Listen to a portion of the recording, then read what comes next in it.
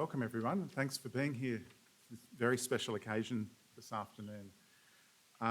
My name's Mark Byron and I work in the department, soon to be discipline of English at the University of Sydney.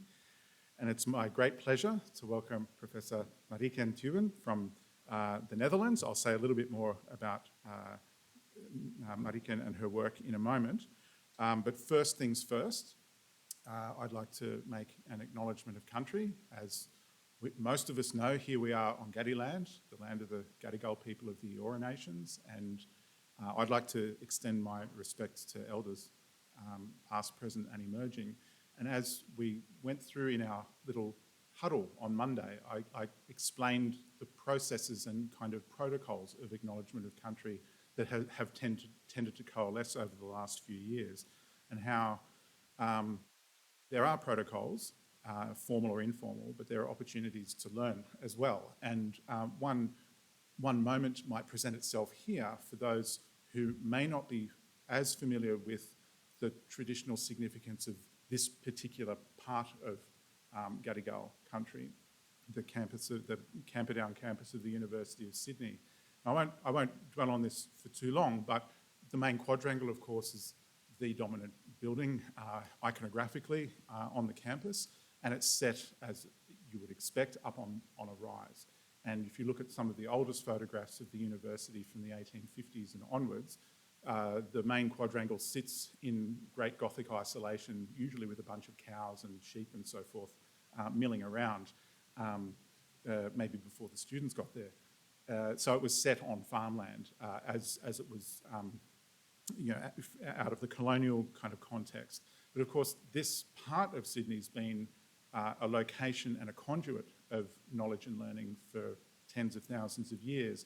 And whilst I'm no expert on this, I did learn that this hill on which the main quad is set is actually quite significant in terms of Gadigal country. So it's one of 7 or 8 in this area. So we have Chippendale down at Petersham and various other spots in the area, and these high points were meeting places for the communication and transmission of knowledge and learning, but also as a point of communication between different groups in this area. So it really has been a place of learning for longer than any of us can really get our heads around. So that's kind of my little extra bit to the acknowledgement of country.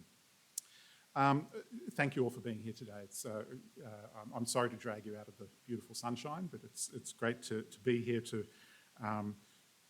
learn some more things, some new things about medieval manuscripts and annotation and so forth. But before we do that, firstly, I'd like to thank Mariken for making the journey from the Netherlands to Australia, and to Professor Ab de Jong as well from the University of Leiden. I also would like to thank the Chau Chak Wing Museum for giving us this space tonight. It's a beautiful auditorium and it's a little exhibition down the end if you want to have a look after the event tonight. And Felicity Nibbs and Craig Barker in particular have been fabulous in giving us this space and sort of tutoring us through the technology and the rest. I also obviously have a great debt to make to SSHARC, Sydney Social Sciences and Humanities Advanced Research Centre at the University of Sydney, the director we have here with us, Lee Wallace. And also I'd like to thank Nanda Yarosh and David Aviles Espinoza, who were fabulous in helping arrange the events of Mariken's Gilbert Fellowship, the 2 weeks that she's spending with us in SSHARC. So that's all been fantastic. Also, of course, I thank the audience members and those of you who were there at the huddle on Monday for producing such a wonderful event, actually. It was more than I could have expected. So I'll just pass over quickly to Lee, who'll say a couple of words. Thank you. Okay, so my name's Lee Wallace and I'm the director of the Sydney Social Sciences and Humanities Advanced Research Centre, which is SSHARC, and it's my role to put SSHARC on an international map. So that's one of the things I have to do this year. And so I approached my friend Mark Byron to say, look, you know, we've got all these people working on textual scholarship, but we need something big to happen in that area. What do you think we can do? And Mark said to me, well, it just so happens, you know, I was going to do this thing and then COVID came along, but maybe I could reach out and bring this person across to Sydney. this person, of course, turns out to be Mariken Teeuwen, and I think I'm going to be grateful to Mark for a very long time, because I think already Mariken has set a new standard for what SSHARC can expect of its visiting fellows in 2-week periods. She has an extraordinary itinerary, both this week and next, bringing together all sorts of researchers from Sydney, but also librarians and other curators from across the university together to talk about marginalia. I look back at my undergraduate books and I see I was a notorious scribbler in margins. I cannot interpret any of the things I've written. My girlfriend, we lived separately for a long time. She inherited some of my books. She would spend hours crying over marginalia. She could not decipher, thinking it would somehow reconnect her to me. So I'm very excited to hear this lecture tonight. I'm very pleased to see that Mariken is here, that Ab has come with her, that he's agreed to this outrageous schedule, and that nonetheless you're also finding time to build in a road trip to your visit to Australia. So I think this bodes well. I hope this is the first of the first step in an ongoing collaboration between you and SSHARC and Mark and many other people who I've known by name for a long time but have never seen in the one room before. So it's very exciting to see that. Thank you.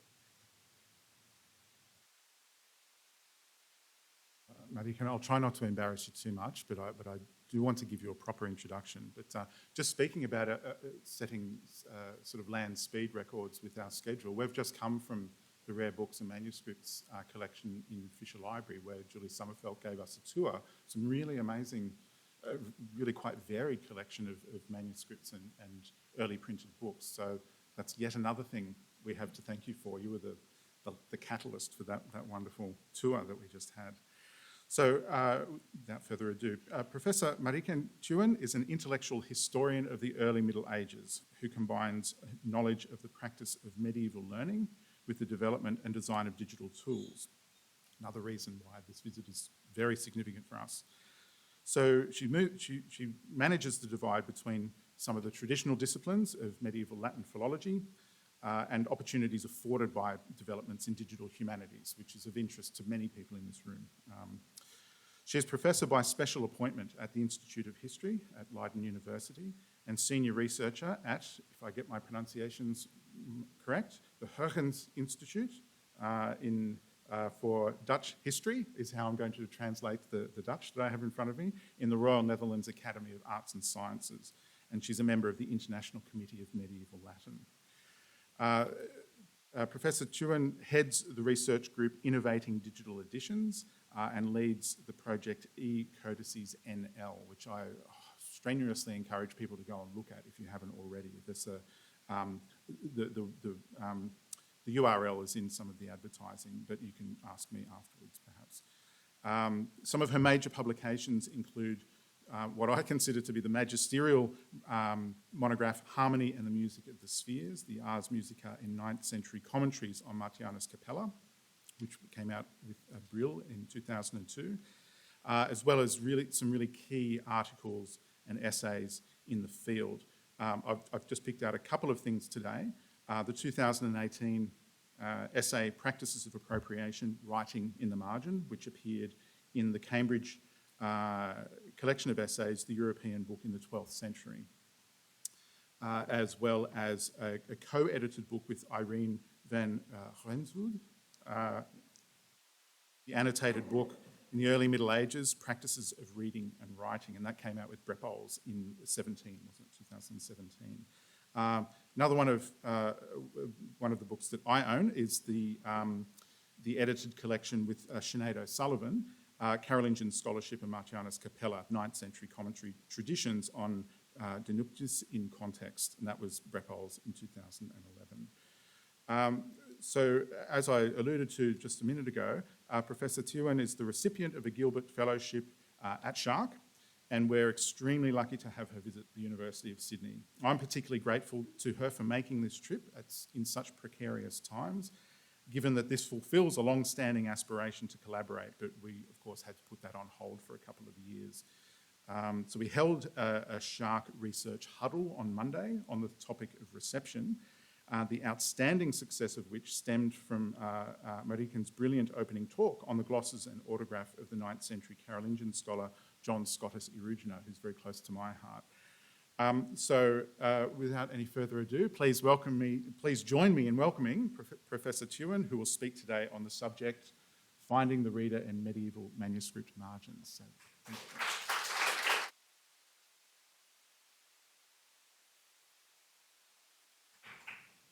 Thank you very much, Mark. And of course, you embarrassed me hugely with this, but I'll take it in a stride. Yeah, I'm very grateful to SSHARC and to Mark that I've been invited to speak here and that I got the opportunity to visit this part of the world, which I would have never done if it was not for this invitation. So thank you for that. And I also thank you for actually opening my eyes to, by this practice of acknowledgement, you opened my eyes to the easy attitude with which I take my own intellectual context, where I'm coming from and how it works and why it is as it is. So yeah, I think it's really useful to be awakened to that. Thank you. Turning to the subject of today, finding the reader in medieval manuscript margins, I have a passion for marked books.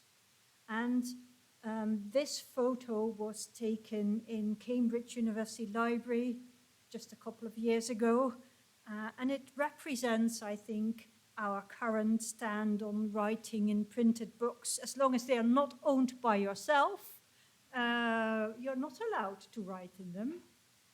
It's not something that we are encouraged to do. And if you find it, it's a curious example of someone's thoughts when reading the book or processing the book to prepare for an exam, for example. But in the world of the handwritten book, almost all books are marked. When a scribe finishes the copying of a text, and sometimes he accompanies it with a sigh, explicit feliciter, thank God it ends here, I'm done for the day. The work on a book had not finished.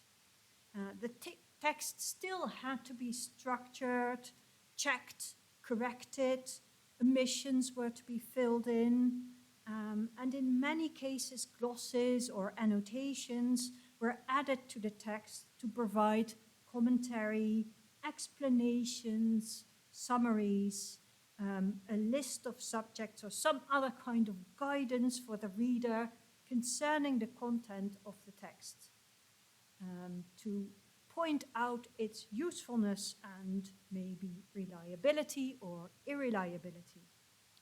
And this whole process, obviously, if we look at our medieval manuscripts that survive, are part of the making of the book. As a result, we have very few books that do not have annotations. The reader, I would argue, does not sit at the other end of this process of making a book. He or she is part of the production of the book from the very start. It is with the reader in mind, or in some cases even by the reader themselves, that a book is produced. It is laid out the way it is because the reader likes, wants, or expects it that way. It has the extra elements that the reader requires, be it structuring devices, such as marginal keywords, or rubricated titles, or elaborate illumination. And this goes both for an individual reader, ordering a book for his own use, from a professional scribe, and also for a community of book producers or book users that create books for their library. or church or school or archive. The readers decide whether a book ought to be copied in formal or cursive style, whether it is to be copied on high or low quality parchment, with a spacious or a cramped arrangement on the page, and with elements that go beyond the main text or not. The reader is thus, in every step of the process, part of the making of the book, just because the makers of books are obviously also part of the community of people that use these objects. So, if I would take my own title in a broad sense, I could in fact now give a talk about any or every aspect of the handwritten book.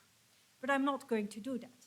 I will instead focus on a trait of the handwritten book that, to my mind, brings us closest to the reader, and that is the annotations added by copyists and readers in the margins and interlinear spaces or flyleaves or inserted leaves in their books. These annotations allow us, in a sense, to see the book through their eyes, through the eyes of the reader.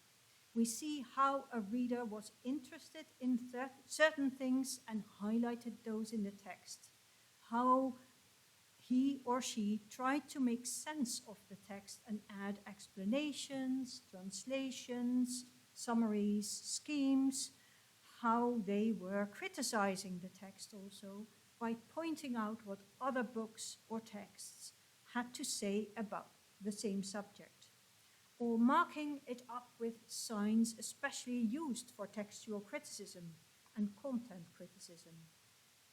They also show us sometimes the world of the reader in an unintended way, for example, by adding doodles or pen trials that tell us something about their world, a sword fight, or a little bit of musical notation, or a prayer, or names, etc. These annotations especially present us the reader on a plate, give us the opportunity to cast a glance into their mind and see what they were thinking when reading, using, consulting, or simply handling the book. Over the past 15 years or so, I ran projects that focus on this other half of the book, the margins or the white areas in between the lines of text, flyleaves, or inserted strips of parchment. Yet it only recently started to attract the attention of modern scholarship. These parts of the book generally occupy as much as half of the actual space of the book, or more. Still, they have, generally speaking, not been included in our traditional text critical editions. Before the field of new philology shook up the old scholarly traditions of editing, editions were often explicitly aimed at deleting the marginal stuff around it, at cleaning the text from these later traces of use and restoring it to its original state, like a restorer would remove a yellowed layer of old varnish to bring out the original colors of a painting. But this changed, I think, from the year 2000 on, with the fast-growing number of digitized manuscript collections, which awakened a deeper awareness of the wide gap between printed editions and the actual medieval objects that contain versions of the edited texts. We came to realize on an unprecedented scale that manuscripts are wonderful objects. They are like Hermione's handbag in the Harry Potter novels. They may look unimpressive, an ugly duckling, but when opened, they reveal surprisingly many and big things. They have loads to tell about the times in which they were made and used, from its choice of parchment to the traces of its owners, commentators, and readers that became part of the book. The voices of the book, these books, the stories they tell with their content and traces of use have now become a popular theme. The visual presence of medieval books online has thus opened our eyes to the potential of their material phase as a source for all kinds of new research questions. It has propelled the book in the center of attention of a much wider audience. It has resulted in proper fan sites, blogs, Twitter feeds, online educational programs in paleography or chronicology, streams of photos on Pinterest, Flickr, and Tumblr, but also in previously unimagined research. It is in this new field of research that I too began my research into practices of annotating in the books of the early Middle Ages, inspired by the densely annotated manuscripts of Martianus Capella, as Mark Byron already mentioned. And then I began to explore the potential of annotations as sources for understanding early medieval intellectual life. But as one would expect when exploring uncharted territory, it turned out to be full of complications. Margins are dangerous territory. Paul Dutton once described them as the choppy seas that surround medieval texts. Let me explain. This image, I think, says it all, actually. But in almost every sense, marginal text defies the rules of regular text. It is written in a script that is often tiny at the edges of the page, which are the most vulnerable part of the book. It's not for nothing that they are kept clear in an ideal layout. The script is often less formal than that of the main text, which also means that it is less easy to analyze it in terms of date and location. We are not trained in the analysis of marginal script. Erik Kwakkel, famous paleographer now at Victoria, he once described paleography as having a zap moment. You see a script and then immediately things click in your brain and you know, oh, this is 12th century. This is 13th century. But with marginal script, we don't have the reference system that makes these things click in our brain because we are not trained on it.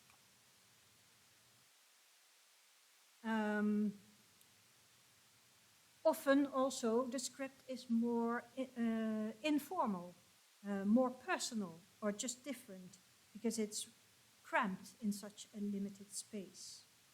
And not only in terms of paleography, but also in terms of language, marginal text is different from ordinary text. Grammar and style may be sacrificed. Not only abbreviations are more frequent, and here on this slide you see a very special kind of abbreviations. I don't know if you can see it, but here ways of writing that's not in a regular alphabet, but actually in Tyronian notes, a kind of latent Steno or ancient Steno script that was kept alive in the Middle Ages and still used and appropriated. The style itself can also be a kind of minimalistic staccato style, only understandable for the insider or the community of insiders.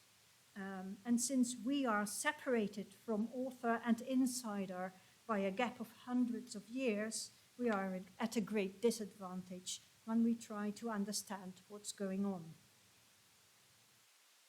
And just as the language, so the text itself also adheres to different rules than those we are used to.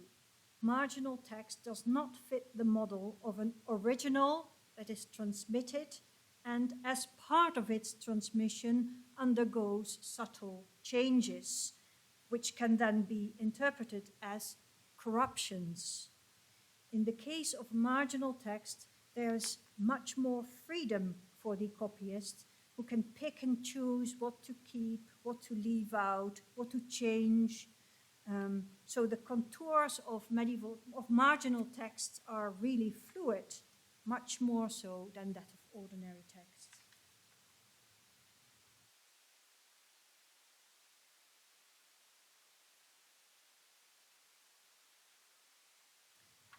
Also, a process of layering or accretion is prone to take place. So the presence of annotations in a manuscript seem to have a kind of magnetic force and attracts new, different layers of annotations, sometimes slightly later and sometimes much later.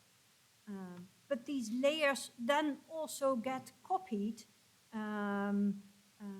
elsewhere as a new entity, and they become an inextricable knot formed together. Or annotations that were once in the margin or in interlinear space may end up being part of the main text. It drives the traditional philologist mad, since each and every annotation in a commentary needs to be examined, to be unpacked, it needs to be examined on its own as well as part of the tradition that settled around a particular text. To read it, its clues is often a tour de force for the scholar who undertakes the tasks. I could continue talking about glosses and annotations in general for much longer, but I'd rather show you some examples. How can we find the reader in the margins of these medieval manuscripts, and what does their presence tell us? So I'll show you a few examples going through different ages of the Middle Ages that show us a portrait of the annotators and readers that were at work. The first manuscript I already showed on Monday. It's the magnificent manuscript with a great personality, Leiden University Library, BPL 67. This manuscript was produced on the continent in an Irish center. So Irish monks came to the continent and settled there in different monasteries and continued producing manuscripts according to their own custom and in their own style of writing. This manuscript has a date because a colophon was added to it, mentioning the date 838, and the name Duptach. You can see it there, Duptach hos versus transcriptit. And then there follows a riddle pointing out the specific moment in time when that was done. The manuscript contains Priscian's Periegesis, which is a poem about geography, and his famous Institutiones Grammaticae, so the fundamentals of grammar. This is a complicated, deep-digging book about Latin language and grammar, using Greek, a Greek-inspired philosophical approach. Most copies of Priscian, who flourished around the year 500, are annotated. Several gloss traditions have been recognized, and some go back right up to Priscian's own time. Looking at how this book was annotated, several observations can be made. First of all, compared to other copies of Priscian, I just randomly picked one from the Paris collection. This book, the Leiden book, was not so heavily glossed. It has a few longer glosses at the beginning of the treatise, but only a few of the glosses that were part of the set are found in the Leiden copy. We often find that glosses are copied at the beginning, but then dwindle out, like the copyists grow tired of copying all these tiny notes and they just forget about it. Second, we can also see that several hands worked on the glossing of the book in BPL 67. A contemporary with the manuscripts making an Irish hand-copied glosses, but also a Frankish hand. So you see the different script types in the glosses added to the text. Blank spaces are used to add extra material. At the end of the periegesis and before the preface of the Institutiones, a continental hand added a Greek glossary to the book. The most spectacular hand found in this manuscript belongs to the famous scholar John Scotus Eriugena, who lived from about 810 or 815 to 877. His handwriting has been studied by many, among others Bernard Bischoff and Edouard Journeau and Paul Dutton, and the identification is quite certain. We don't know when or where, but we do know that John the Scot definitely worked on this manuscript. And he was picking up mostly on the many Greek words included in Priscian's treatise. So we can see him providing short translations, extending quotes from the Greek. So if there's just a little phrase of Greek in Priscian, he extends that phrase to a somewhat larger unit. So he must have found it somewhere. And here we see on the bottom of the page a quote from Homerus in Odysseus, with an interlinear translation into Latin. So here we see how annotators worked ad hoc. We see them not copying a settled commentary tradition into their copy of Priscian, although they might have on occasion copied such existing glosses too. They also did not, in this case, prepare the page for receiving annotations. So there's no extra lines or no extra space around the text kept free for copying the glosses. Rather, in this case, Priscian's manual was used as a stepping stone to add material from John Scotus' own knowledge, finding a place in the margin to write down his rare Greek learning. What he intended to do with it is not clear. Maybe it was intended to be read and passed on. He may have written it down simply because he felt prompted by Priscian's text. He may also have wanted to make the copy of the text he was working on better to improve it. Thus, this manuscript then shows us the mind of a scholar, his interests and his methods. In this case, we even know who this scholar is and recognize his hand and intellectual profile in other manuscripts as well. In my second example, this is not the case. So here we have Paris, Bibliothèque Nationale de France, Latin 12949. This is a manuscript produced, end of the 9th century, beginning of the 10th century, in northern France. It's loosely tied to the circle of pupils around John Scotus Eriugena, but also other names appear in it. Here, for example, on the very top of the page, we have Haericus Magister Remigii. So this is Heirik of Auxerre, the master of Remigius of Auxerre. Both produced other texts as well, so we know them as authors. And then it says fecit has glossas, so he made these glosses. We have also the name of Israel Scotus and Israel the grammarian in this book. The book contains a collection of texts that centers around the discipline of logic. We have Aristotle, we have Augustine's Dialectica, Alcuin's dialectical works, the categories, Porphyry, Apuleius, Boethius, logical treatises, the whole lot. So if you thought that Aristotle only came into Europe in the Latin tradition in the 12th century, here is proof that that's not true.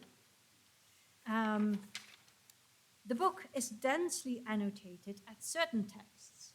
For example, here we have the opening page of the categories.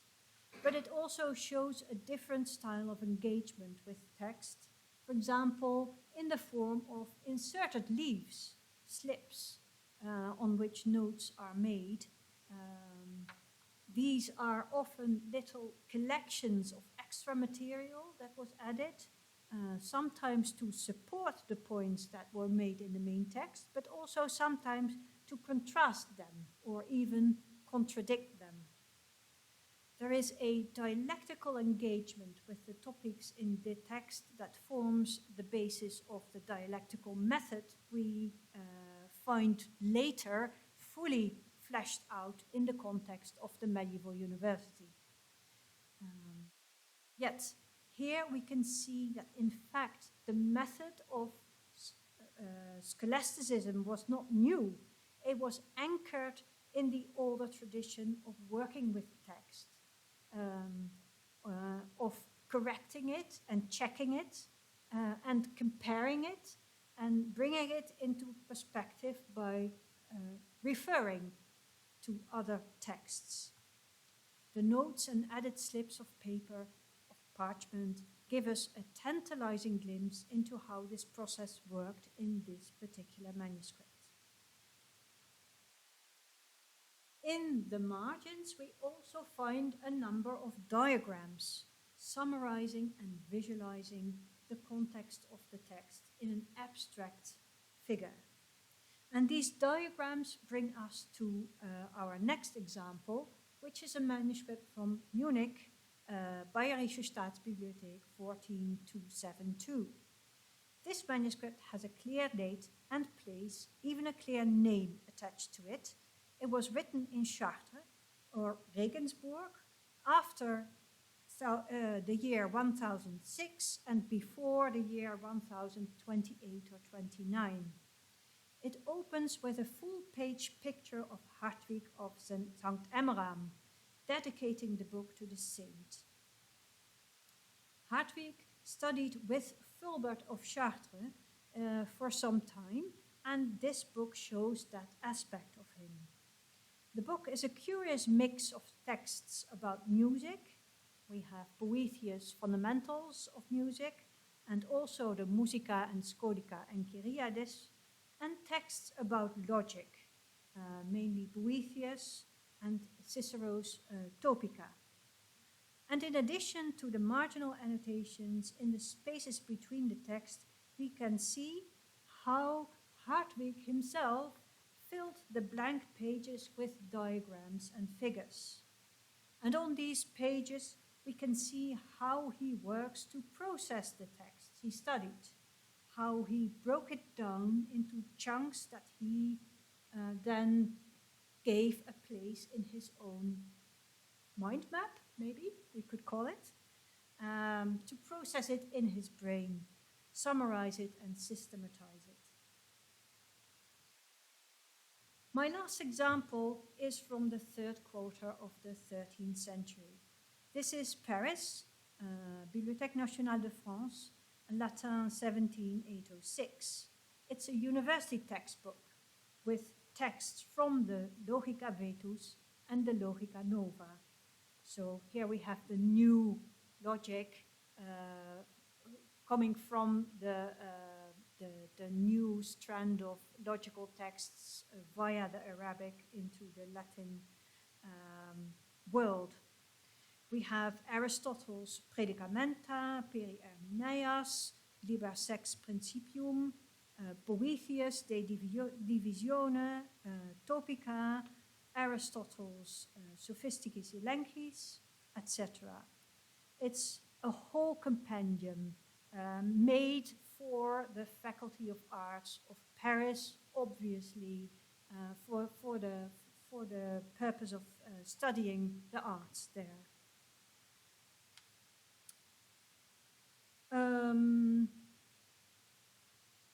The book was probably made in England. We know that from the illustration style that was used mostly, but it was made for an English student studying in Paris.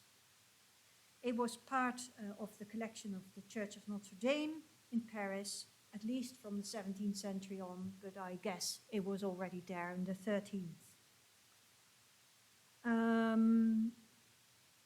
The content of the book, but also the layout, are characteristic of a university book.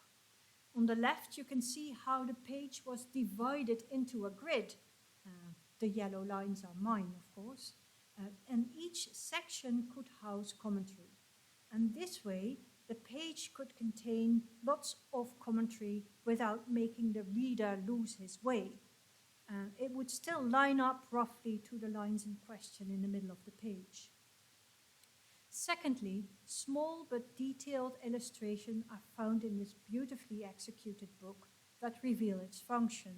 We have a master teaching a student and two students engaging in a dispute, which was the key logical exercise and also examination form at the arts faculty. I think it's time to come to a conclusion. Today, I showed you a set of examples of readers annotating their books, one from the 9th, one from the 10th, one from the 11th century, and my last example was from the 13th century. We saw examples of commentary, which was both transmitted as a text from manuscript to manuscript and open to a certain kind of layering, addition, and transformation.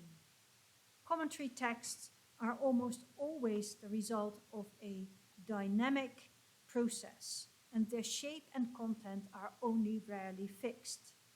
The nature of many commentary texts strongly suggests a context of education. The margins and interlinear spaces are full of annotations that focus on a correct text, grammar, syntax, poetic techniques, rhetorical figures, and vocabulary. A second important goal of the marginal annotations seems to have been to organize and summarize text. Definitions are repeated in the margin, keywords are added to make it easier to find one's way, and concise tables are shaped to make pieces of learning more memorable. Thirdly, it is very obvious that the learning of one text was usually connected to the learning of others. Authorities on certain subjects are collected in the margins and compared to each other. This last characteristic of commentary enriches the setting of the study of these texts.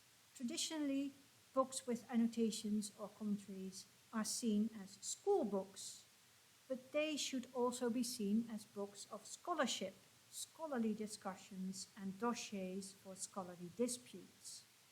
Precisely these annotations are intriguing sources to study the intellectual history of the time. They bring us as close as possible to the monk or scholar who wrote them with his quill. Some hands in scholars have been identified, such as the hand of John Scotus Eriugena or Hartwig of St. Emmeram. But some scholars or scholarly circles have such a specific fingerprint or profile for their annotations that we may even use these to identify their books and study their contacts, their networks, or travels. The anonymity of the glosses should not hold us back in our exploration. The techniques of annotating themselves, rather than their identification or even their content, are in themselves useful tools to gain a better understanding of early medieval intellectual life. A lot of exploring still remains to be done. The focus on the center of the page has been so strong in modern scholarship for so long that the treasure trove of undiscovered and unstudied material in the margin is still very large indeed. Last but not least, the voices in the margin show us playfulness and humor, most of all humanity, I would say. They show us the people behind the book. They reveal how medieval readers and writers worked with their texts, how excited they were about them, and how bored they were with them. The looking glass of the margin, we managed to make the gap between their distant time and ours considerably smaller. Thank you.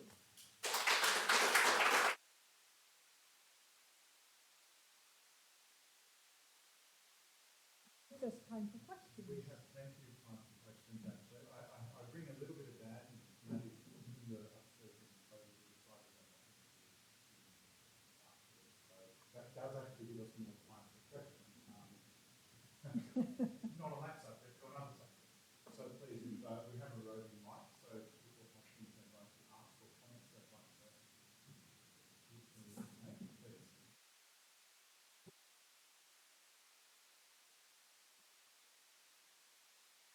Thank you so much. Extremely interesting. My question, do we have any information, instructional information, as to how one annotates? Or is it entirely haphazard and purely personal predilection? Part two to my question is there a subgroup that you're aware of where we can see a hierarchy as to do with, well, interlinear will deal with this sort of topic. And if you have an ample margin, even though you might prefer to put it in the margin, by dint of what you're dealing with, it should be interlinear. Are there any such sort of rules of the game that you're aware of, particularly with, say, a subset of manuscripts? Thank you. Thank you. That's a very interesting question. I've been trying to figure out the systems and trying to find the texts that talk about practice, but they are very, so the last category is very, very few. We have some instructional texts telling us how to deal with signs in the margin, such as the critical signs that were inherited again from late antiquity. So they were used according to certain systems, and these systems are described. We also have examples, regional or even personal examples of teachers who did things a certain way and taught their students to do that too. So we have, for example, in Lyon, Flores of Lyon, a deacon who was master of the scriptorium and wanted things to be done in his scriptorium in a very specific way for a very specific purpose. So he taught his students how to do that. And he also corrected them if they did it wrong. But otherwise, there are no texts saying how you should copy manuscripts in general. So there's also no instructional guides how to copy marginal texts. And if we look at the books themselves, then it's very clear that well, some general rules apply. So longer text goes into the margin and shorter vocabulary things go interlinear. And it's also clear that they copy, so yeah, there's a distinction between settled commentary tradition that were copied along with a main text and ad hoc annotations that accumulated in the margin because the texts were used over a longer period in a certain center. If you look at the settled commentary traditions, then you can see that it's very clear that in some cases, that it's very clear that the main text was copied and the commentary text was copied, and that they used the layout of the exemplar to do it. So I didn't show it here in this presentation, but sometimes signs were used to bring together the marginal note with the place in the main text where it belongs to. I think I have one example here.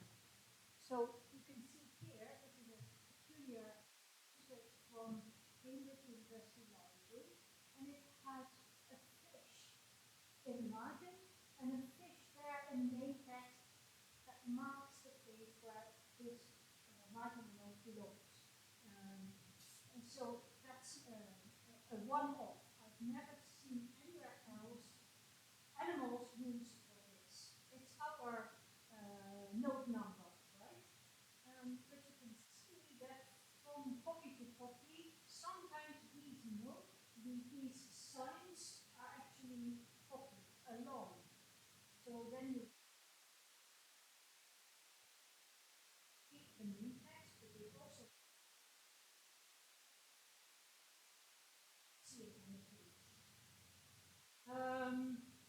So sometimes that's the case, but in other cases it's something like that. They copy the main text, they get commentary from different books and copy it also in the margin. So it's very difficult to pin down a system. It's my short answer to your complicated question. And I think, yeah, so, maybe if I spend 15 more years on it, then I'll be able to say something more substantial to your question. But now I always think, oh, I found a system, I found a ground, and it's broken. The university manuscripts, like the 13th century Aristotle manuscript that I showed, this is very typical. And I think that here, first commentary by the first master going there, and then we go in the upper and the lower mark. There are different factors. I don't know exactly how it works for the Aristotle manuscript, but that has been described. So this is a more systematic approach to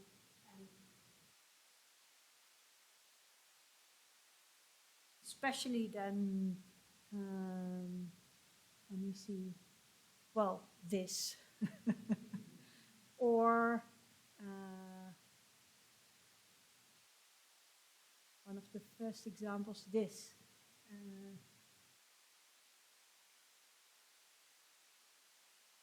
There's not even the word page in this.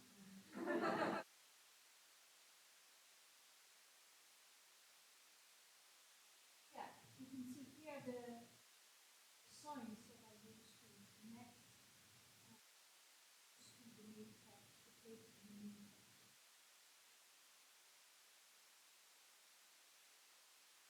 How much was that actually? Oh, it's quite a large book, A4, about A4, but it's tiny, tiny writing. Yeah. And also, this makes me think, how were they using this? How were they reading this? Must have been very slow kind of reading. When you say, well, this is a teacher's book, and the teacher used this in class. I wouldn't be able to use such a thing in class. Who could help it?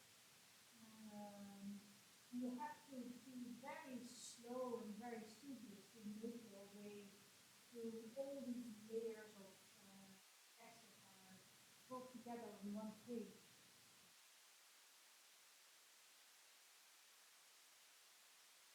I can imagine that as a copyist, you keep this up for a couple of pages and then think,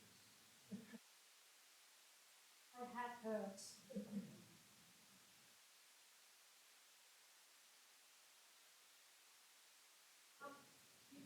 you said about, I should be okay. You can all hear me? No. Given what you've said about, well, what we all know about the orality of medieval culture and the fact that all of these manuscripts would have been read out loud, how does the marginalia fit into that oral culture? Do they also, are they not oral? Are they silent? Are they, how does that sort of connect? Or does it even connect at all?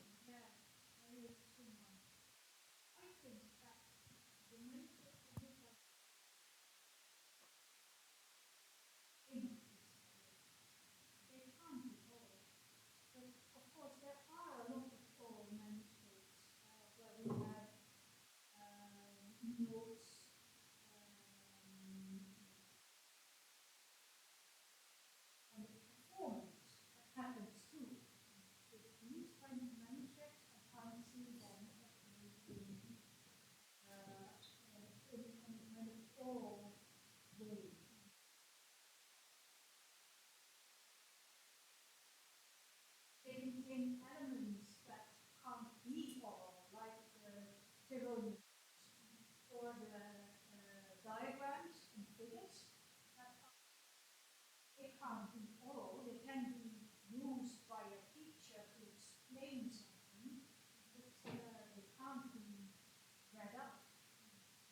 So when these elements are in there, I think that leads us away from the general notion that things were oral up to the 11th century and then became silent.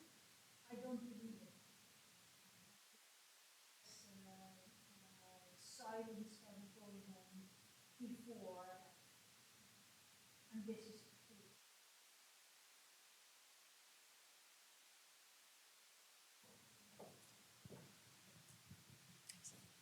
Hi, thank you for this talk, and I really liked your conclusive remark about the marginal annotations being and offering us an insight into the humanity of medieval people. And about that, I was wondering if I was wondering about reactions to these marginal annotations. And in particular, if you find in documentation, in letters, in correspondence in general, or in any kind of written documentation, if you find comments about those marginal annotations, if there are any kind of written reaction to not only reading manuscripts, but having read the annotations and reacting to these to find them, I don't know, interesting, adding a perspective to the text, or being annoying because the annotator has, I don't know, misunderstood the text. So is there anything about that, whether it's actually coming from the Middle Ages or even later, if you get any interest in that? Yeah, again, a really interesting question, to which I don't have a certain answer. So we do find corrections on marginal annotations. Some are scratched out, or some are refreshed also, or some are like, for example, you have a system of signs that is used for critical reading, but it changes over time. So where first an obolus is used, later on another sign is used to point out text that is fishy or somewhat not to be trusted. And then another sign is also appearing in the margin to make clear this is the old sign, but now we use this sign. So in that sense, we have a kind of response reinforcing or going against the note in the margin. I also think of a remark by, I can't remember from who it is from, but it's a late late medieval complaint from, I think, a teacher at the University of Paris who says that students maltreat their texts and they annotate books indifferently with snotty noses dripping on them and making them all dirty. And so in that sense, we have a complaint about students doing too many things to their texts. Do we also have reactions on glosses? Well, I don't know about any texts saying, describing this as annoying, that people are scribbling down or corrupting their texts with too many notes. But I haven't been looking for that, so yeah, would be interesting. Yeah, interesting question. Yeah. Hi, can you hear me? Yes. Yeah, thanks for your talk. My question is, who was entitled to write marginalia, right? So the examples you gave were of elite scholars, teachers, elite students, or owners.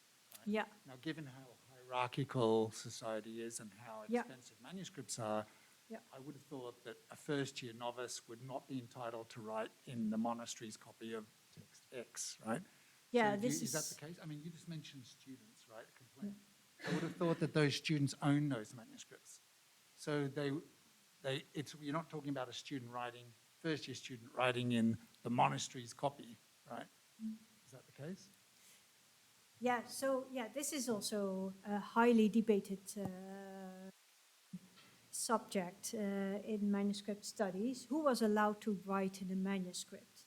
And the general understanding is that in a scriptorium, the master of the scriptorium was the only one who was allowed to write material in a manuscript other than just the copying of the text, obviously. But I think that the manuscripts themselves rather contradict this notion because they are so full of notes and little additions everywhere in the margins and on the flyleaves of scribes just noting down things and adding things, and so there must have been more freedom than the general opinion in medieval scholarship states. The students, in the history of the university, the copying of the books that were used by teachers and students was severely regulated. So we have the university producing authorized copies of the textbooks that were used in class. And you were allowed to hire them for money to have them copied in order to make your own copy. You could do that yourself, or you could, if you were rich, then you could hire someone who earned his living with doing that. So it's very strict. You should use authorized copies in the class, but at the same time, you see all kinds of copies in the university scribal culture that have unauthorized versions of texts, that have combinations of texts, that have unknown commentaries on texts. Maybe they were written down when a teacher was actually teaching. So again, there you have the official standpoint, and that's what the manuscript evidence itself shows you. So I think in principle you're very right. It was a hierarchical society where things were organized in a certain way, and it was not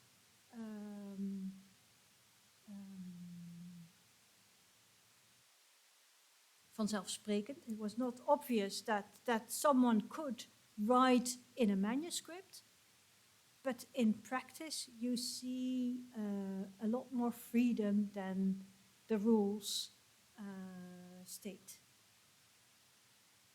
For example, if we go to, well, this here,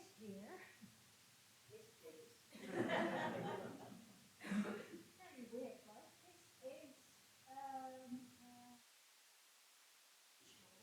in a copy of Prometheus Princess. This is a monastic text about logic, very dry material, logical statements work like this, and examples, and these categories of logical statements, and you must learn about all the definitions and how they actually work, and then this is with which that was illustrated.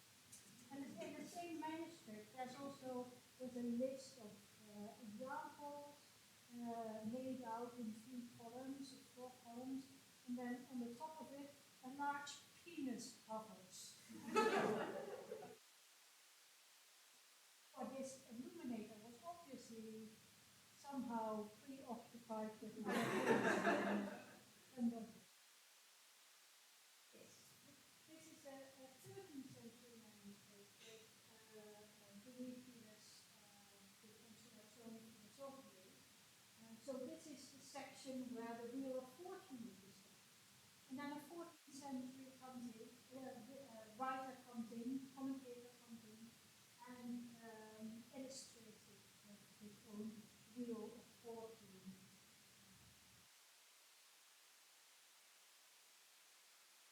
I think this probably wasn't allowed, so it was done anyway.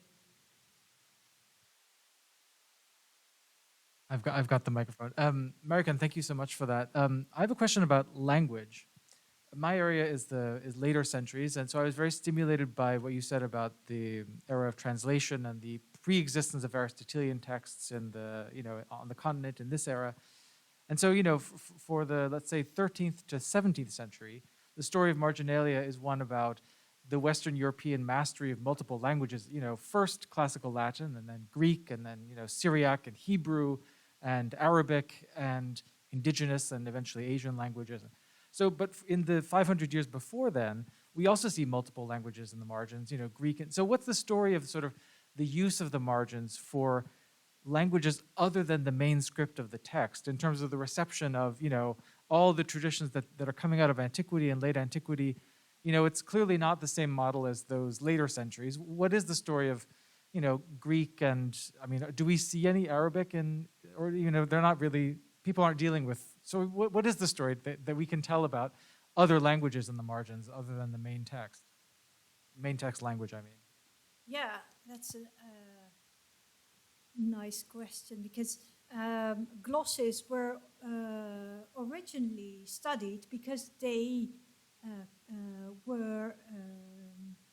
they held the first evidence of several vernacular languages, of Old High German, Old Irish, Romance languages. So in the glosses, you find, mainly the interlinear glosses, you find translations from Latin terms into vernacular terms. And that was why they were studied originally in around 1900. So for a long time, for example, editions of glosses only contained the vernacular glosses added to Latin. So I didn't see manuscripts when I was studying. I only saw manuscripts when I was doing my graduate studies. And I thought that these manuscripts only had vernacular glosses, but actually they had loads of Latin glosses, Latin glosses, and then some vernacular glosses interspersed. So we have a lot of bilingual glossing going on in the manuscripts too. I'm not sure whether you want me to sketch general patterns of this or...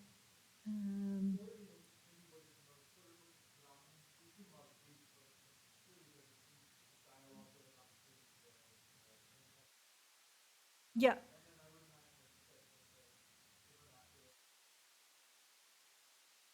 Yeah.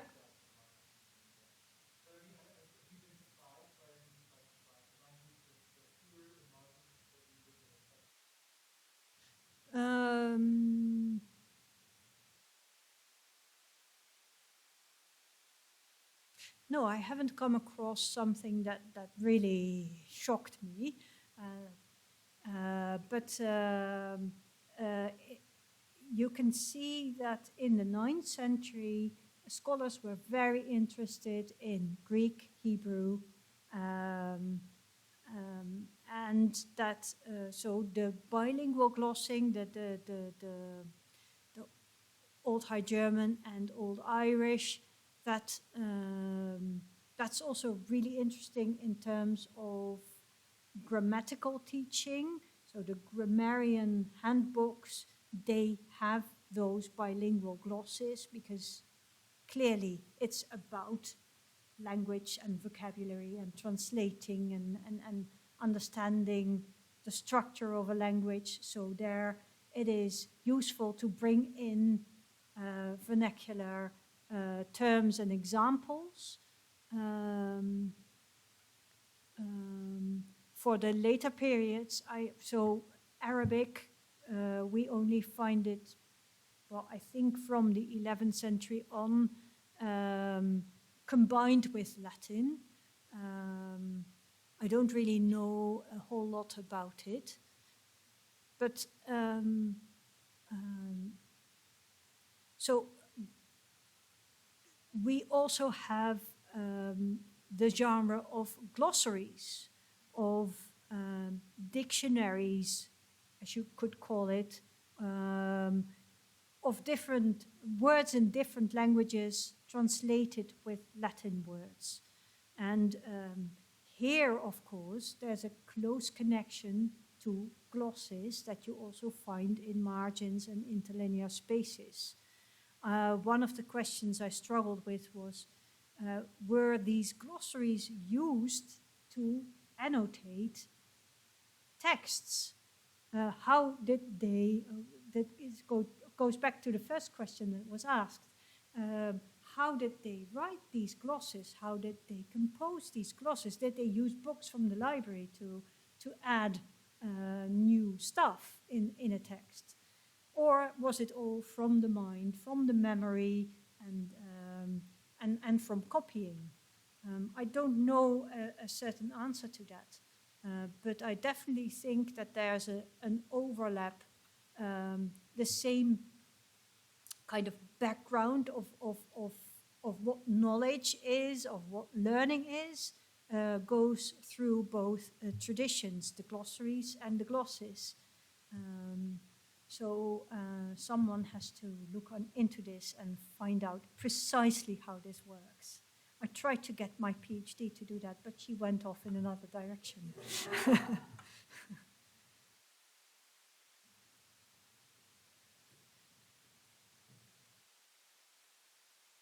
Thanks very much. That was a great last question. I was thinking that the whole way.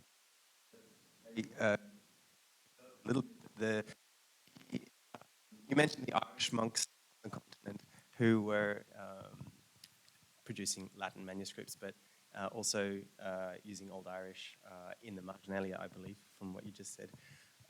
And you also the theory of silent reading at the period. I don't think it's true because the idea that all those manuscripts were read out loud. You said yes, there is silent reading going on, and we can see it here.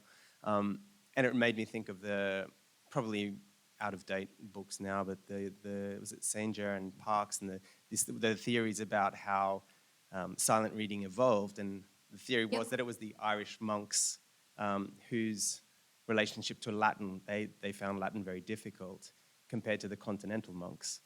So they started to put dots between the words, which was the sort of early punctuation, and then that evolved into the spaces, or little marks and all of the punctuation. But it did make me think that perhaps different groups who are producing these manuscripts may have different practices amongst themselves as groups, and perhaps their relationship to Latin as a foreign language is different from, there's no homogeneity in these groups of monks and these people who are producing the text themselves.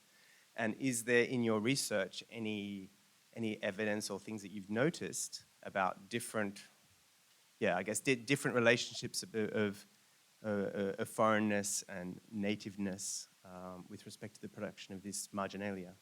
And are they, is there any sense of a collective project in certain scriptorium, for instance, of certain monks thinking through their language as they're annotating or producing marginalia? Well, not so much in terms of language, I would say, but in terms of level of education, yes. So there's very, you can really see, oh, this is meant for highly educated people, and it was also produced by highly educated people, monks, and this is for the lower classes, for the introductory levels. They use different practices of writing in the margin, and you find certain practices like the Tironian notes or the abstract visualizations. These are really aimed at a very high level of intellectual engagement with the text. And of course, the texts themselves also reveal a lot about which level of learning it is. But in terms of language, I think all over Europe, Latin was the language in which one thought, wrote, read all over Europe. And it was almost never the vernacular, especially in the early Middle Ages. So where you do find a large body of Old Irish glosses in the Prussian manuscripts, for example, I think that is something that's specific for the Irish, and also something that a practice that they devised themselves to train their Latin ability even more. But Latin was the main language of reading and writing. It was just, if you learned how to write, you learned Latin. Yeah.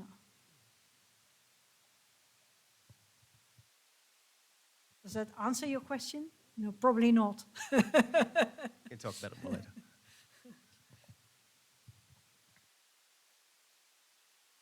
Thank you so much. I found that so interesting, and I love the idea of the text as a living artifact. I think that's just fascinating. And it occurred to me in tracking your different, very human interactions with these texts that there are lots of different things going on. There are these kind of aids to understanding the text, and then there are these sort of displays of knowledge. So I'm kind of writing this marginalia, so you'll think how wonderful I am.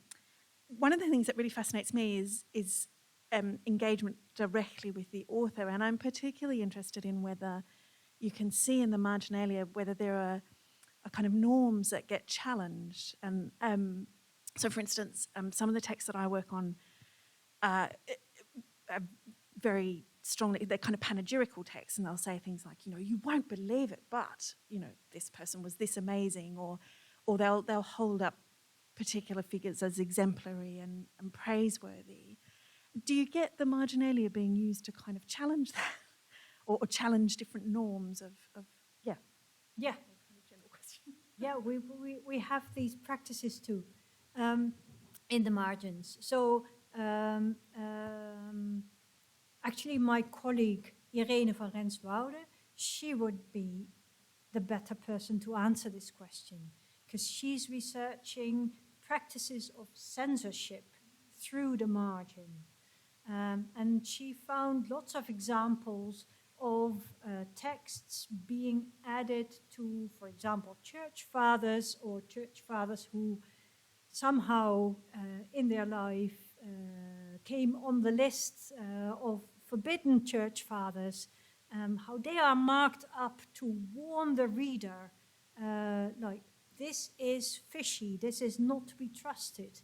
So they have special signs for that in the medieval system of writing. The obilus, meaning spare, indicated where a text was that should be scratched out, should be taken out of the collection, but they were in fact not taken out of the collections.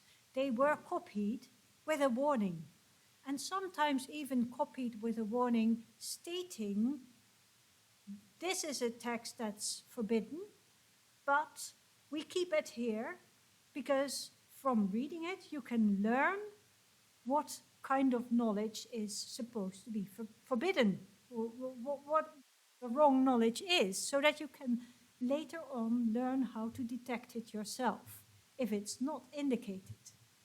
So there are again, there's a rule, you shouldn't be able to read these texts, and then there's the practice that goes against that, and that says, here's the text, you're not allowed to read it, but read it because you can learn from it. Yeah, are these texts, these copying practices are just fascinating, I think, and we should study them to learn more about it. Yeah. And you also, so you have, she has wonderful examples of texts that are scratched out, but then of course it's very difficult to date the scratching. When was this scratched out? But you also have marginal texts there that say, don't read this, or read this with caution, and then you can date those remarks. That's good. And you also have texts that praise the text. So they say, this is good, this is better, this is excellent. And you have the marginal annotations that say, hoi, male, pessimus. So then, you know, no, don't read that.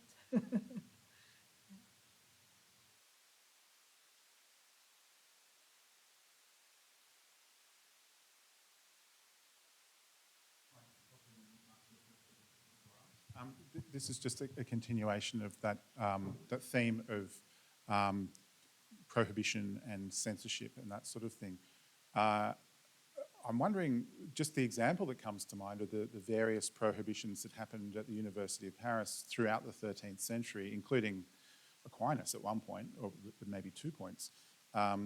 You know, for various reasons, you know, the Averroistic influence was seen as very, you know, to be forbidden and shut down and so forth.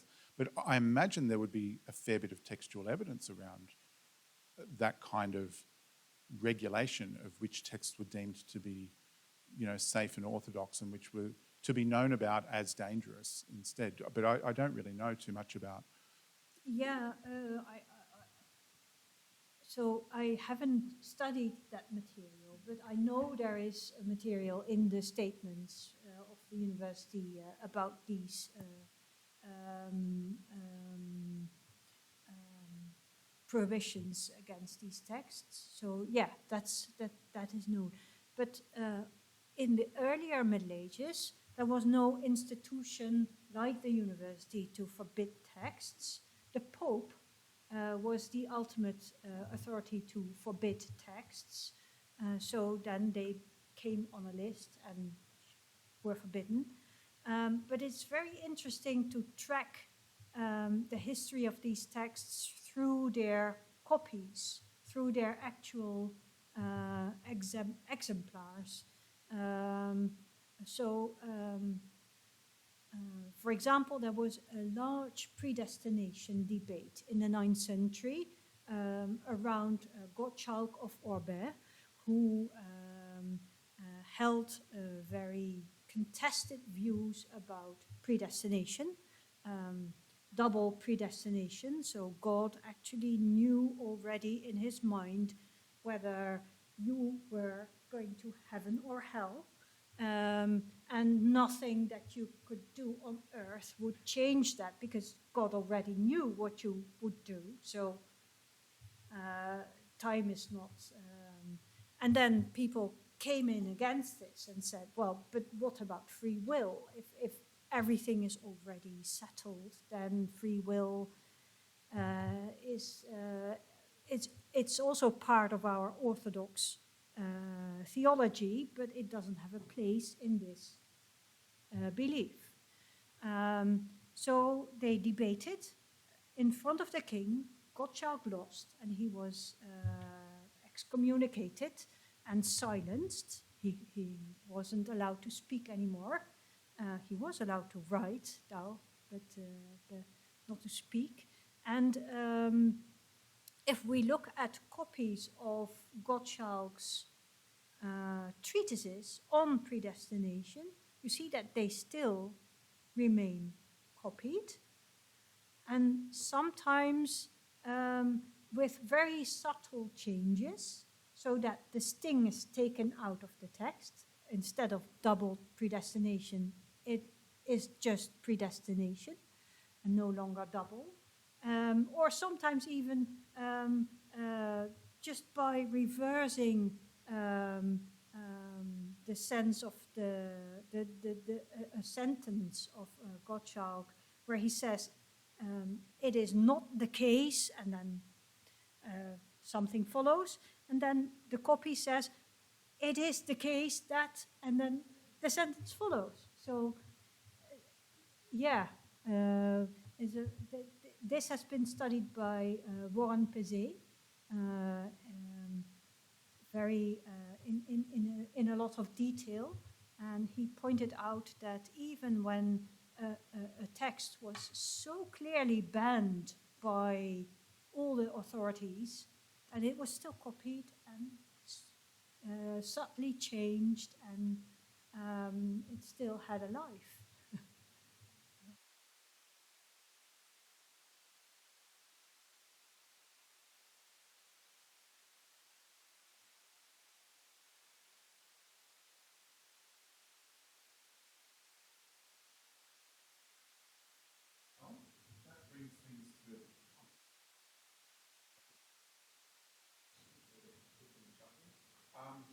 Well, we might thank Mariken for her wonderful.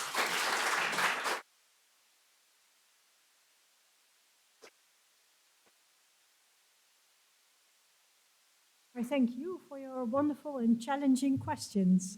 There's one more thing, though. In the spirit of collaboration between our institutions, a member of this institution informed me that they were not prepared to let you leave for home without them accompanying you. They want to be a mascot and an envoy. So you'll see what I mean in a moment.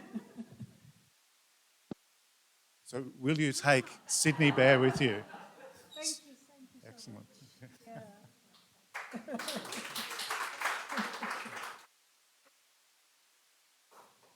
Hopefully easy to pack into your luggage, so or it's hand luggage indeed. Yeah. Thanks everybody for being here. It's been a fabulous event, so thank you very much.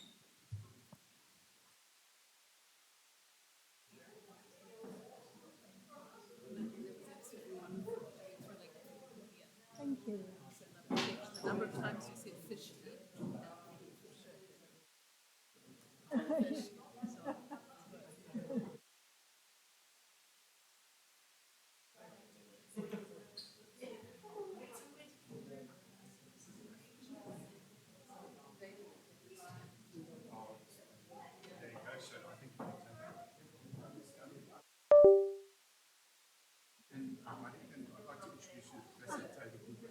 Hello, hello, yes.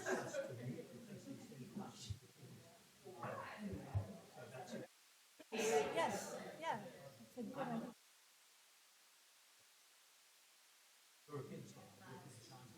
Yes.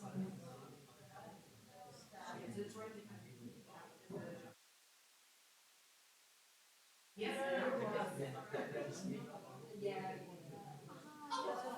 Yeah. Yeah. Ah, yes.